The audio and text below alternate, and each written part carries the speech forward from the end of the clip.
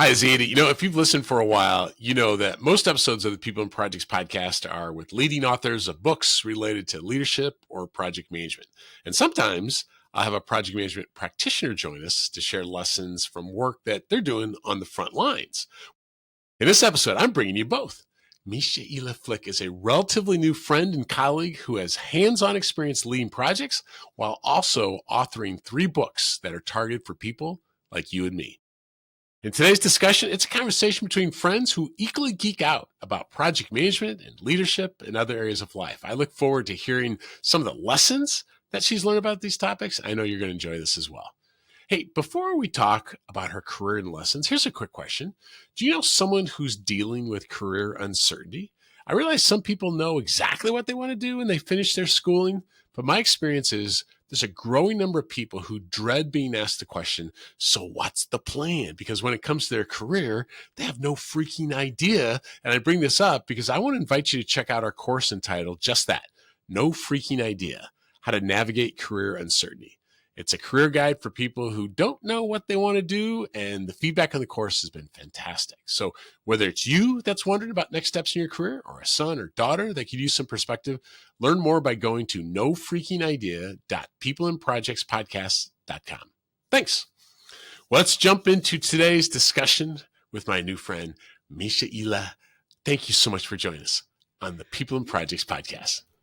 Thank you, Andy, for having me over. And yeah, actually, the course you were just mentioning, like No Freaking Idea, that Yeah. pretty much fits perfectly because when I was young, um, I was not so sure on what will be my future job or what I'm Yeah. interested in. What I always knew was what I never wanted to do. So maybe I Yeah. started the other way around. So I was totally clear about nothing with physics or mathematics or chemistry. Right. Yeah. Not my, piece of cake. No Yeah. way. Um, but I knew I'm relatively good in languages. I love Hmm. that. And after a while, I came across, hey, why not becoming a translator? And I went Hmm. to university to study translating. But I was absolutely sure I don't want to sit all by myself in my little room and Right. translate night and day and back and forth because I am a people person. I Hmm. love being together with people. So for me, it was clear I want to work in international companies. And Hmm. this is actually what I did. So I started out with working for a company in the chemical section. They were producing polymer dispersions. And I was responsible for international sales. And this is the first time I came across smaller projects Hmm. without really knowing what projects were Right. and how that worked. But it was interesting and it was very fulfilling. And then I changed jobs and I went to automotive, the automotive interior part. And I spent many years working for a supplier, working for automotive interior parts. And this is where I really got into the nitty gritty of projects, of programs, without ever taking classes or Hmm. courses or Hmm. bothering about certifications or something like that. Yeah. I was jumping right in first, traditionally, as becoming a member of a project team, then after not so long, leading smaller teams, in parts of the project. And I grew to love that. And I thought, like, wow, Hmm. this is so fascinating. And in Yeah. automotive, it is at very high speed, very high pressure. Um, you always need to be a little bit of a magician, casting a spell, doing all types of things at the same time. And I really love that. Yeah. And yeah, when the economy went down a couple of years ago, like many years ago, and the automotive section, not just in Germany, but I think all over the world, had a very very hard crisis. The company I was working for, you know, kicked out like half of the people working for them, and this was the time when I said, like, hey, you know what? Um, why not being self-employed? Hmm. Working with languages, but I was also a trainer because I was holding classes, training my teams, other people from the company, and I love that.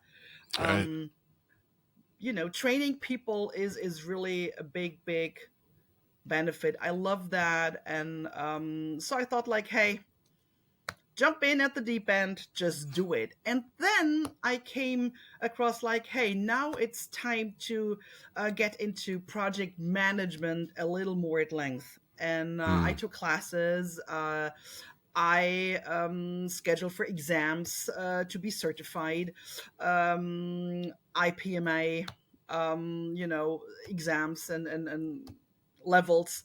And this is what I really loved. And I'm working Hmm. freelance for my customers, supporting projects, leading projects, teaching what project management is. And this is very, very fulfilling because projects, it's just a cool topic. It's just, Yeah. it Yeah. offers everything, and the world without projects would be a boring world. So yeah, Not this much would is get in done. nitty gritty, how I came into this wonderful world of projects and I project love it.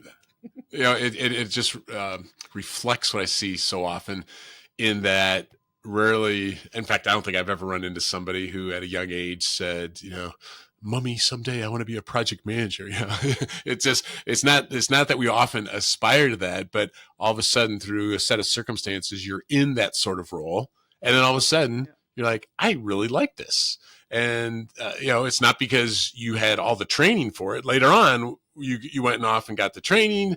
And then this combination of your project management skills and your training skills put together this perfect ability to get joy from teaching other people about it now. So it's Maybe this will change because my husband and I will come to that later, I'm sure.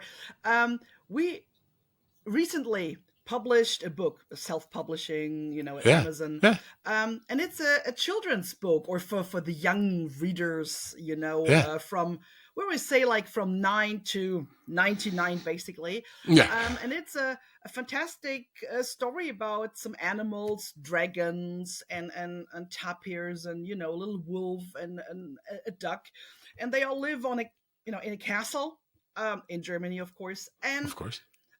they do a project, and without knowing that this is a project, but they eventually learn that, hey, what we do, we invent something. I don't want to spoil it too much, but this is a project, and so they come to um come in contact with this wonderful topic, and we explain also what project management is in a very kids like language, so because we have so many special words, in our project management Right.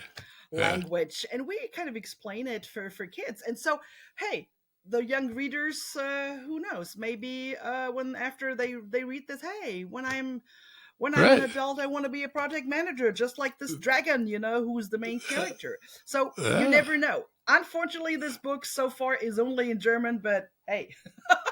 Hey, it's all right. No, but I love the vision of it. Yeah, I just love the vision of it. Now, I mean, we could have a lovely conversation only on the topic of project management, but there's so many things I'd love to talk to you about. But just off the top of your head, some of the most important lessons you feel like you've learned about leading people and delivering projects, because I know both of those are really near and dear to your heart. Absolutely.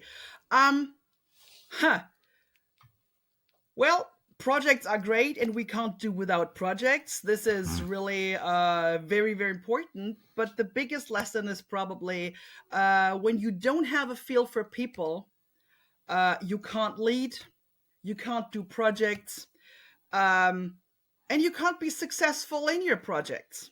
mm, So, people skills, soft skills, I always call them power skills. They mm, matter more than some people might think, mm, because projects are made by people for people. You need people to participate in projects, and when this people thing is not working for you, forget it. Ain't working. yeah, right. Yeah. So this is Yeah. my Yeah. big point. Also, yes, being a leader, and it doesn't matter whether you're the servant leader when you're more working in agile, ways, or if it's a more traditional hierarchical, leadership form. It doesn't matter. It's all about people. Yeah. Yeah. Yeah. I don't think that's necessarily what a lot of textbooks on the topic would say. A lot of the textbooks would be about the techniques and the tools and things like that, and all of which can be helpful. But Yeah, if you but struggle on without the the right people side. feeling for the people, who I don't know who said that, uh, Hmm. a fool with a Yeah. Fool tool the is still a tool. fool or something like that. Yeah. and Yeah. and Yeah. this is pretty much it. Yeah. It's cool to know a lot of tools and methods and whatever, but if you don't have empathy, if you don't have a connection to the people, you might pick the wrong tool, or you might do things not in the way this teams need at this specific time, and then your project is bound to maybe fail. If I love talking to people who lead projects, and I'll ask them something like, "Hey, how do you describe your role to people that don't know anything about project management?" And they usually say some funny things like herding cats or dogs, or like um, juggling things, or being like the conductor of an orchestra. Do you have any metaphors or ways that you like to describe what project management is? Well, the conductor of an orchestra, I think, is a cool way, and I like this. I'm also a fan of drawing sketch notes, and the conductor is something I draw very very often, Hmm. because um, what I like with this image is the conductor maybe also plays some instruments, Hmm. certainly, and the conductor knows a lot about music, but it's the people playing their instruments. They are the professionals in, I don't know, the drums or the violin Hmm. or whatever you have in the orchestra. But the conductor has the overview and kind of, helps to indicate, okay, now your turn, or to sum it all up, or to also modify, like now a little bit louder, now a little bit softer, whatever. So, and I think this is it, without being like, hey, I am the man, or I Right. am Right. the boss, or Hmm. no, it has nothing to do with that. But knowing a lot about it, having the overview, the big picture, and then, yeah, choosing the right thing to do in the very right moment. Hmm. Yeah, so that's Yeah. pretty much. Yeah. I really I agree with you. I think that's a pretty good metaphor in that Yeah.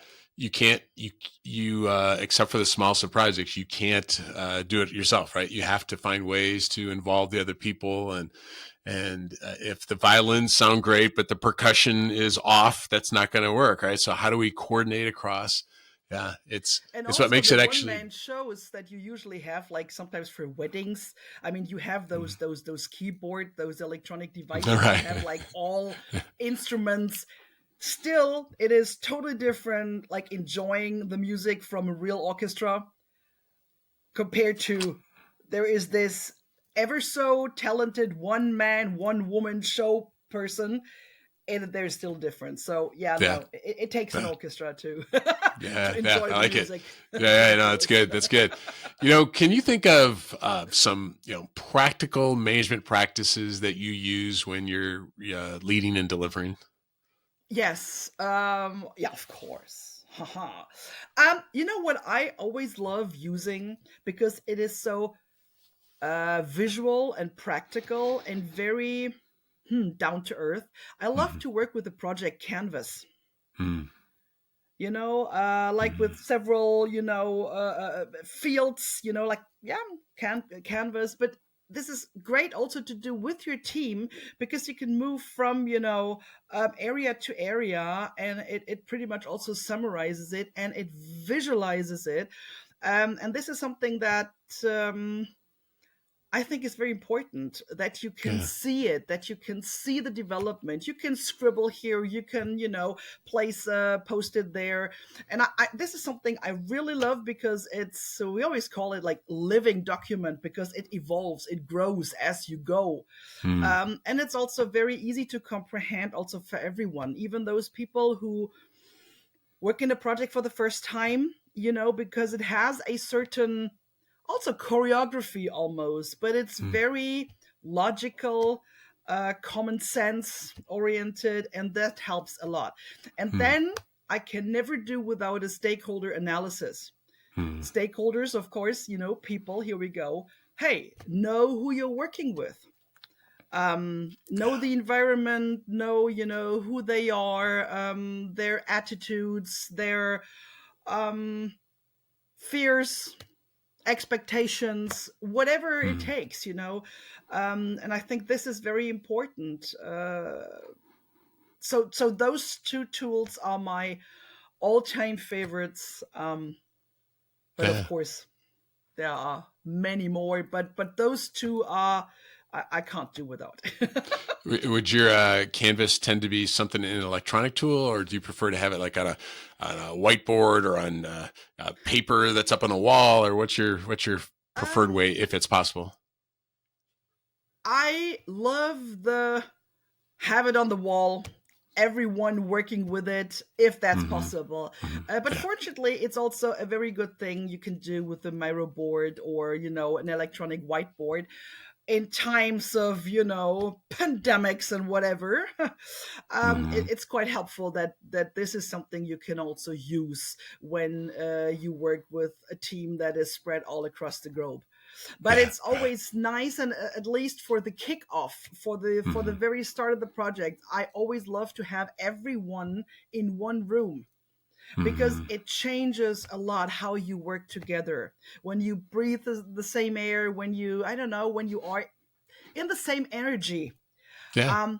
It Yeah. makes a difference. So, and this is also nice because with this canvas, with some visuals in it, it's a entirely different start of the project. So Yeah. preferably live everyone on board. But of course, later on, it's available for everyone on the electronic dashboard, and Hmm. everyone works with it. So that's Yeah, yeah, sounds great. And I love your focus on stakeholder analysis because too often what I see is like maybe a project charter document or some sort of document that has stakeholder names, but a stakeholder name is not the same as a stakeholder analysis. Right? It's one thing to know that my first chair of violin's name is, but do I know what they can do, right? And do I know what their concerns are and what their availability is? And do I? It's one thing to know that someone is a sponsor. Do I know the best way to interact with that sponsor? There's yeah. so many things And that even show wisdom. even the customer, like, well, even of course the customer is also a very important stakeholder, and sometimes Right, people tend to forget that. Like right, in the very right. beginning, for me, for my team, it's so important to know, hey, what does our customer wants? Mm-hmm. When does he or she say, this project is a success? Because Yeah, what I consider success might not be what he or she considers a success. And so this is also, like, it sounds so easy, but like, hey, we should talk about it. mm-hmm. uh, but very often you just get right into the project, you're almost halfway through before, like, oh wow, wait a minute, we took the wrong turn, like 2 months ago.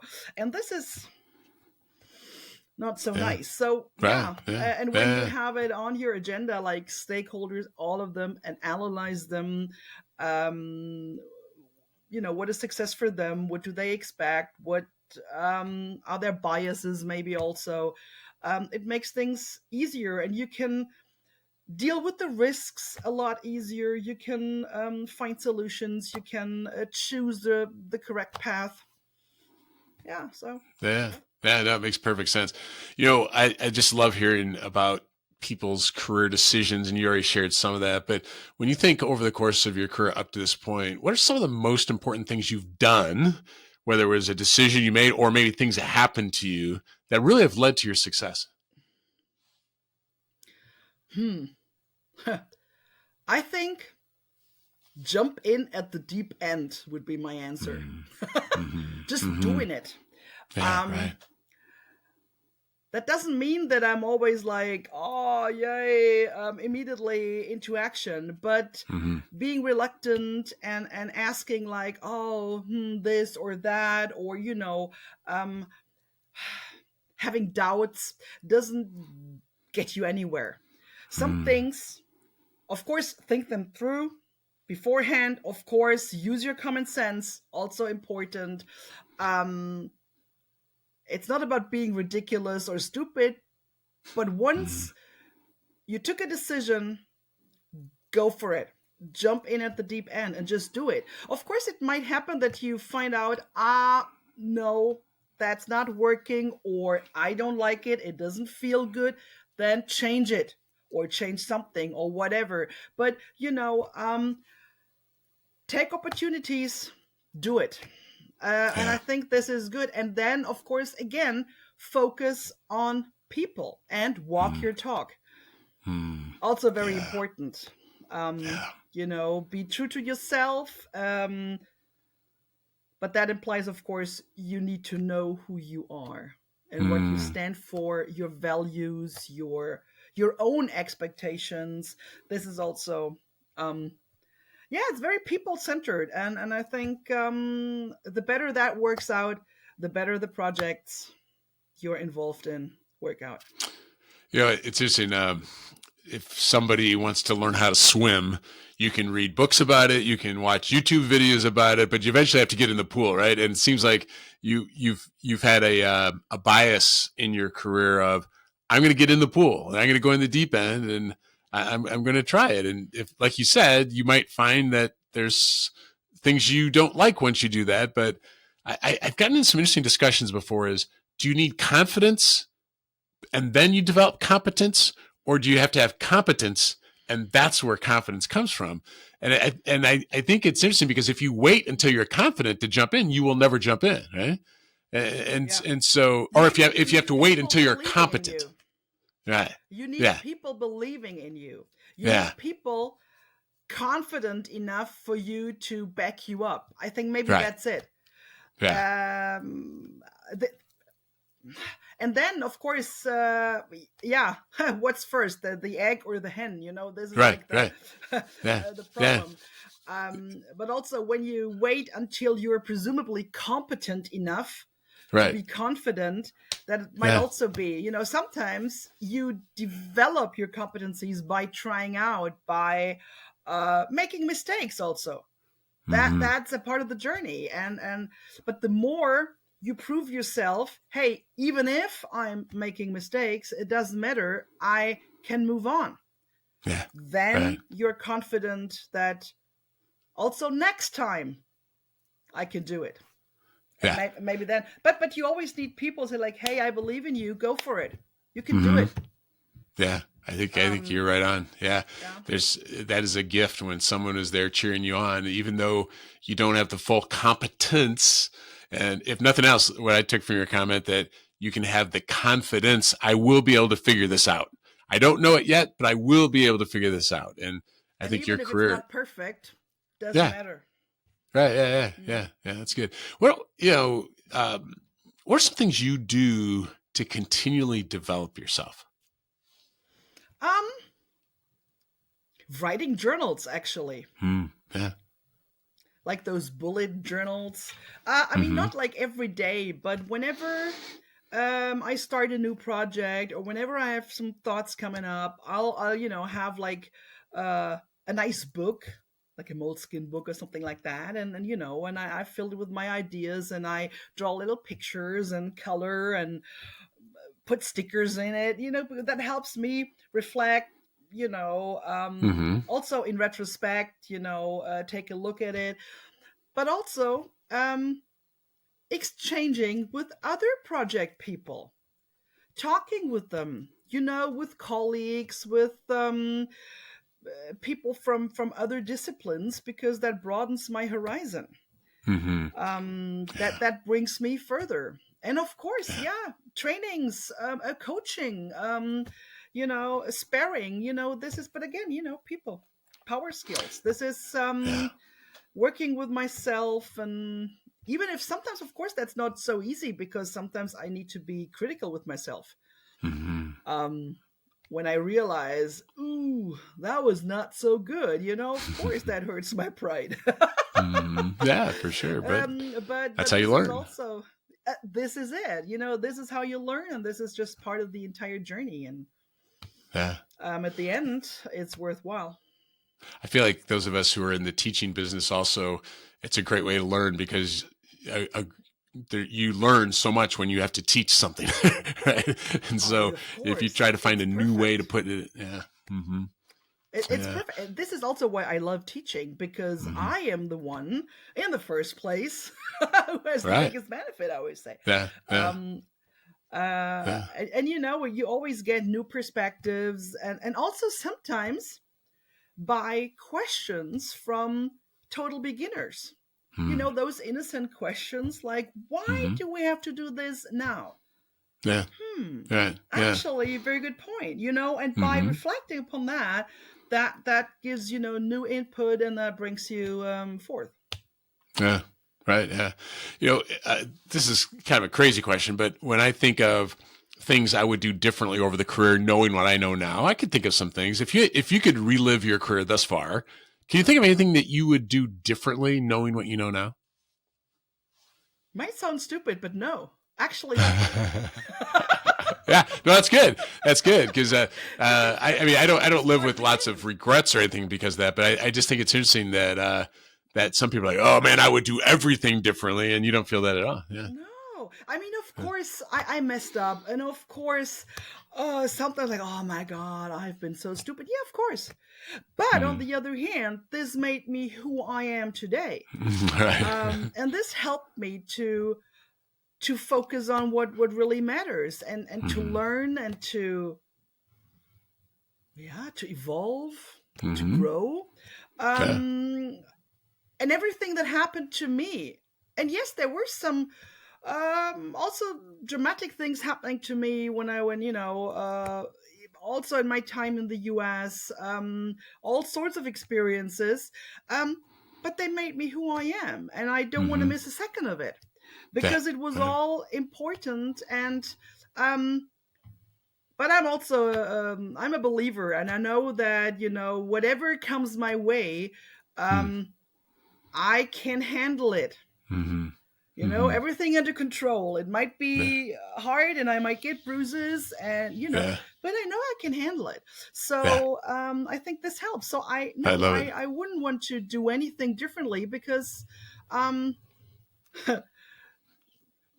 it worked out apparently so Right. far, and Yeah. and Right. I want to keep that going. Yeah. Every once in a while, it's like, wouldn't you want to go back to your 20s? I'm like, not if I had to be the same idiot I was when I was in my 20s. Right? It's those lessons you've learned over those years, that, Maybe the that, fitness level, I don't know, or yeah, maybe maybe. some, Yeah. but no, Yeah. or at Yeah. least with the experiences I have today. But Mm-hmm. I don't want to Right. be back, like being the 20-year-old. No, Yeah. Yeah. Yeah. done it. Check. No. Yeah. I mean, When it you was think, good, but now it's time for something else. right. Yeah. Yeah. I'm over 50 now, and it's actually great. Mm-hmm. Yeah. No, And I agree. I'm embracing every Mm-hmm. year, every new experience, and Mm-hmm. wow, it's ever so inspiring. Yeah, Um, I love the attitude. What beyond work? Like, what are some priorities for you? Definitely family and friends, spending Mm-hmm. quality time, um, especially with my husband, the Mm-hmm. best in the world. No, actually, it's really I'm blessed in so many Yeah. ways, but I really know how important it is to have a life other Mm-hmm. than work. Yeah. To work, with your work-life balance, even though a lot of people talk about it, but that's so important, Mm-hmm. to recharge batteries, to spend times also with myself, me Mm-hmm. time where I look inside, where I kind of whoo, Mm-hmm. turn the engines a lot lower. Mm-hmm. And this is very, very important. Yeah. Like having hobbies, Mm-hmm. and also reading, but writing Yeah. also. I'm a big writer, not just when I publish books, but also, writing letters, even, old Yeah. fashioned Right. letters, like Yeah. on paper, Ooh, Yeah. back then we Yeah. did that. Yeah. Remember I those like days? that. Yeah. I Yeah. back in those days, I love that. So because it helps you to kind of cool down and to slow down the Mm-hmm. world, because I think the pace is quite fast, and maybe getting faster, with all this internet, and the world is getting smaller, which is nice, but on the other hand the pace is faster, so you really have to make sure, to exhale, to breathe, Mm-hmm. and to Yeah. focus. And family and friends, definitely, for me, very, very important. Yeah, thank you for sharing that. And I appreciate you mentioning your writing, and we've talked a little bit about it. But as of when we're recording this, you've authored 3 books. So you told us about the dragon who wants to fly, I believe it is, or something like that, right? You told us a little bit about Exactly. that one. Tell us about your other books, and where could we find them?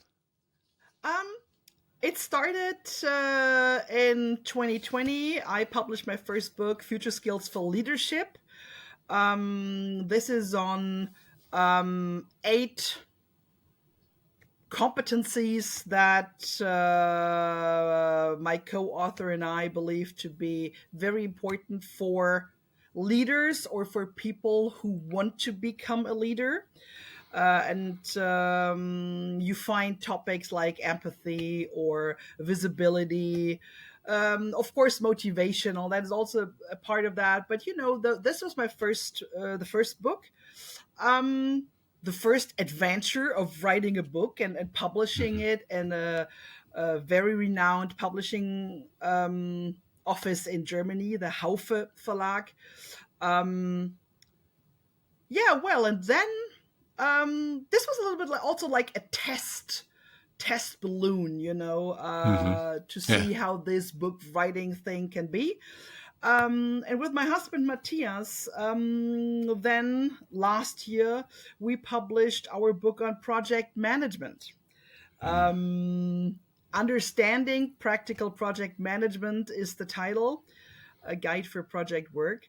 Also at the same publishing office. Very cool book. And this was initiated a little bit because my husband is also in project management, and also training and developing classes and all that, and working for Yeah. companies.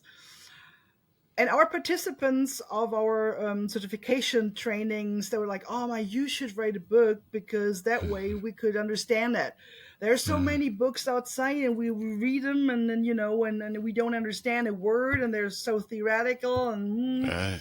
um so we figured, like, hey, why not writing a book, being ourselves, so a little humorous. We have like Right. a practical example, so like writing our book, this project is described as a practical example, like Mm-hmm. chapter for chapter. And we Yeah. look at a lot of things, not just in classic project management, but also, of course, agile methods, or hybrid approaches. But we also talk about the soft skills, our power skills, because we can't do without. And we Mm-hmm. explain why we're doing what at what time and stage of the project. Mm-hmm. So it's not just like method. Right. It's like, Right. what is necessary now and why. And Mm-hmm. this is a little bit differently, because once you understand, now it's important to do this or that, or, oh, we shouldn't do this or that, because then it makes things easier. And so we now call it, this is our book for adults. Right. And the funny thing is, the boss of my husband, the boss of Matthias, a little bit like a half joke, he was like, "Hey, you know what? Your book is so cool. Um, hey, I have two daughters. They're like, almost teenagers. Hey, that would be cool, to have a book for them. And, we joked around a little bit, and then we looked at each other and thought, like, you know what? Actually, that's a cool idea. Yeah. And so we came up with the idea for our third book, like my third book, our second book. Like Fauch, this is the name of the dragon, wants to fly. That would be the translation of Yeah. the book. Yeah.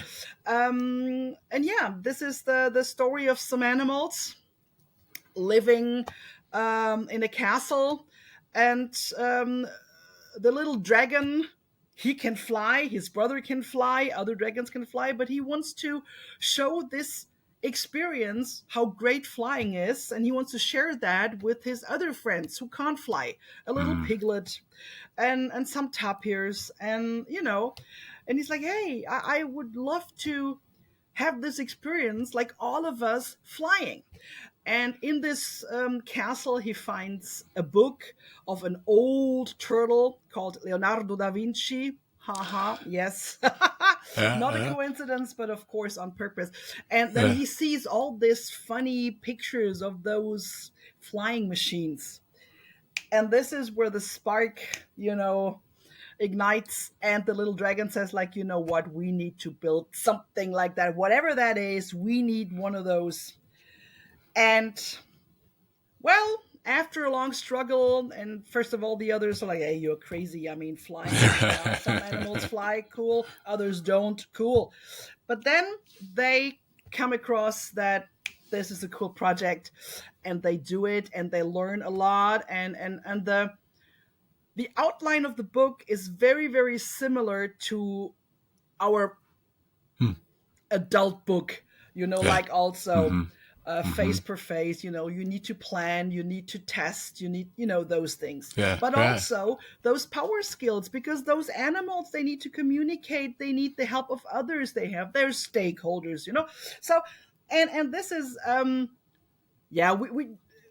we did it in the self-publishing way, at Amazon. We just, it's not like we did not approach a kid's publishing office or something. No, we did it on ourselves, but it's really nice. And we had our little test readers, age 9 to 14. They gave us wonderful feedback, how young people see the world. Oh, we had to get some criticism also, like, oh, you're repeating this and that. This is for adults, it's important, but when kids read it, we remember. Okay, this was very, you become humble. Believe me, you become humble. But this was really great. And so, and we get feedback also from project management parents are like, finally I can explain my kids what my job is. Because very often it's like, oh, daddy, mommy, well, what are you doing for a job? Explaining project manager as a profession is sometimes a little bit abstract, a little bit difficult.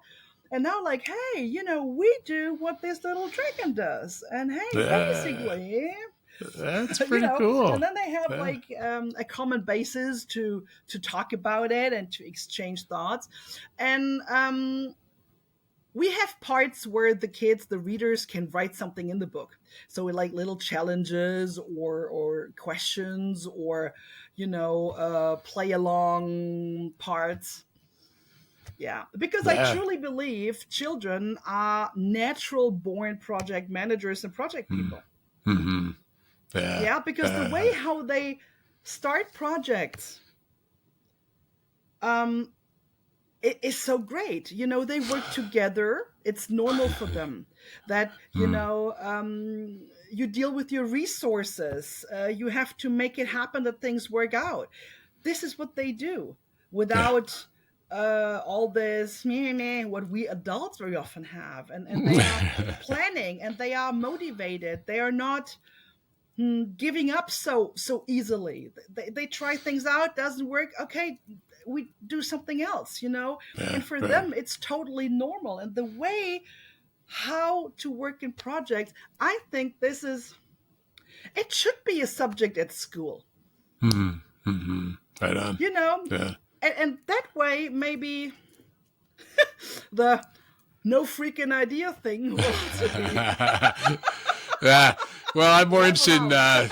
I'm more interested in getting your book into German schools right now. So, and, you know, we have a lot of German listeners. So, you know, the fact that it's only in German, and certainly Germans spoke around the world as well. Oh yeah, But, I I'll put links to the books in the yeah, that would be show great notes too. because I think this idea of project management is not just for the automotive industry, or it's not just for engineers, or No. it's not just for software developers. It applies in so many ways. And for those listening, Michaela is a relatively new friend and colleague for me, but I highly recommend you follow her on LinkedIn and check out her books. So I put links to her LinkedIn profile as well as her books in the show notes for this cast. So, Michaela, thank you so much for joining us on the People and Projects podcast.